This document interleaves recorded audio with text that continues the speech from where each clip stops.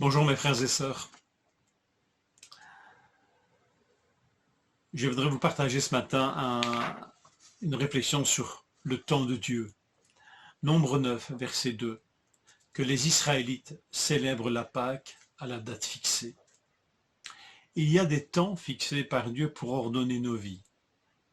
Ainsi, dans la première alliance, le premier jour de la semaine, le sabbat, est un temps fixé par Dieu. Ce jour-là, il n'y a pas de question à se poser de savoir qu'est-ce qu'on va faire de cette journée. C'est un temps réservé à Dieu. Il y avait aussi des fêtes. Il n'y avait pas de question à se poser de savoir où je dois être ce jour-là.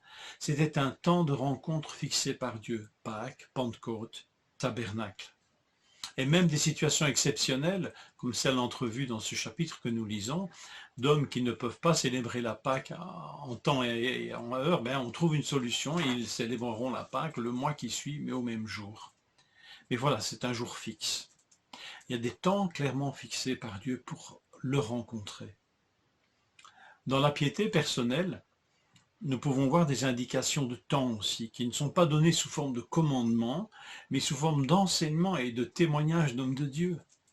David, dans le psaume 55, versets 17 ou 18, ça dépend de votre traduction, le soir, le matin, à midi, je soupire et je gémis, il entendra ma voix. Et des siècles plus tard, après David, Daniel, le prophète, observait ces trois rendez-vous quotidiens avec Dieu. Daniel 6, verset 10, 3 fois le jour, il se mettait à genoux, il priait et il louait son Dieu, comme il le faisait auparavant. Remarquez que ces temps-là sont clairement exprimés dans la parole de Dieu, que ce soit les temps sous forme de commandement, que ce soit les temps ici sous forme d'enseignement, de témoignage, ces temps fixés par Dieu sont là clairement exprimés dans la parole de Dieu. Alors, nous pouvons y obéir donc. Et ces pas d'obéissance nous forment l'âme et nous rendent sensibles à la présence de Dieu. Et être sensible à la présence de Dieu, c'est alors pouvoir discerner le temps de Dieu dans nos vies plus personnelles, si je puis dire. En dehors, par exemple, des temps hebdomadaires, des temps fixés par Dieu, par sa parole, eh bien, nous aussi, nous avons de grandes questions parfois sur est-ce le temps pour moi de faire ceci, de faire cela. Il y a de grandes décisions qui demandent de prendre des décisions à un certain temps. Alors, est-ce que nous discernons, est-ce que nous aimerions nous aussi discerner les temps de Dieu? Et je crois que c'est ce qui est inscrit dans notre âme. Et le nombre 9 ici nous donne peut-être un enseignement intéressant.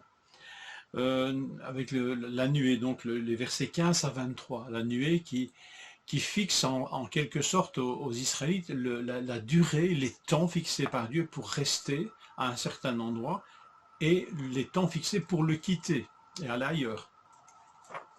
Et on voit ainsi qu'il y a une pédagogie de Dieu qui indique à son peuple comment discerner, en tout cas, et d'être sensible au temps de Dieu et à l'obéissance à ces temps, mais dans leur vie, on pourrait dire plus personnelle. Quoique, vous allez voir que dans la Bible, aussi bien l'Ancien que le Nouveau Testament, la vie personnelle et la vie communautaire sont étroitement mêlées. Il y a des décisions que l'on prend parfois en tenant compte aussi d'une communauté, de notre engagement dans l'Église, avec nos frères et nos sœurs. C'est un des paramètres importants dans la parole de Dieu pour tout disciple qui se respecte, c'est que le temps de Dieu est aussi le temps pour nos vies, mais aussi le temps qui concerne nos frères et nos sœurs. Alors aujourd'hui, y a-t-il encore une divine nuée qui nous conduit aussi sûrement que ce que le faisait la nuée donc dans ce texte de Romains 9? Moi je vous partage Romains 8, 14. Car tous ceux qui sont conduits par l'Esprit sont fils de Dieu. L'Esprit Saint est-il notre divine nuée? Moi, j'ai tendance à le croire. Et en même temps, il y a une petite différence, c'est que l'Esprit ne nous conduira pas, lui, par la vue. Comme nous le voyons ici très clairement, c'est très visuel cette direction de la nuée. Mais ça ne veut pas dire que si ce n'est pas par la vue, ce n'est pas sûr. En fait, nous sommes conduits par l'Esprit par la foi en notre Père, parce que nous sommes ses fils et ses filles. Nous avons cette foi que Dieu, en tant que Père, nous conduit sûrement, et qu'il a des capacités de nous conduire et de nous indiquer des temps fixés par lui, et qui sont les meilleurs pour nous. et de nous inscrire dans le temps de Dieu en toutes nos décisions, en tous nos choix. Si nous sommes enfants de Dieu, nous sommes conduits par l'Esprit. Nous sommes conduits par l'Esprit parce que nous sommes fils de Dieu. Alors voilà, la foi en notre Père bienveillant, qui connaît mieux que quiconque ce qui est devant nous et ce qui est meilleur pour nous. Alors nous pouvons avoir foi en Dieu, donc pour nous conduire et nous fixer des temps de campement, de repos, d'installation, de travail, de temps de départ, pour de nouvelles étapes peut-être, pour de nouveaux projets, de nouveaux défis. Les temps de Dieu, clairement fixés, sont là pour nous former, à nous nourrir de sa présence et à nous apprendre les temps de Dieu dans nos vies personnelles et communautaires. Et je le répète, les deux sont étroitement mêlés dans les deux alliances. Que Seigneur donc nous accorde de vivre dans son temps et de discerner son temps aussi pour nos vies.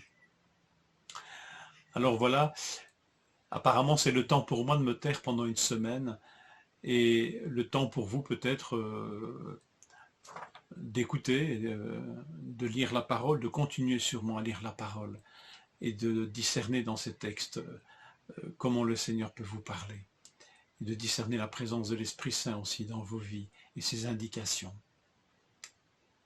Je vous souhaite un bon temps, je ne sais pas s'il sera de vacances pour vous, mais en tout cas, un bon temps en compagnie du Seigneur.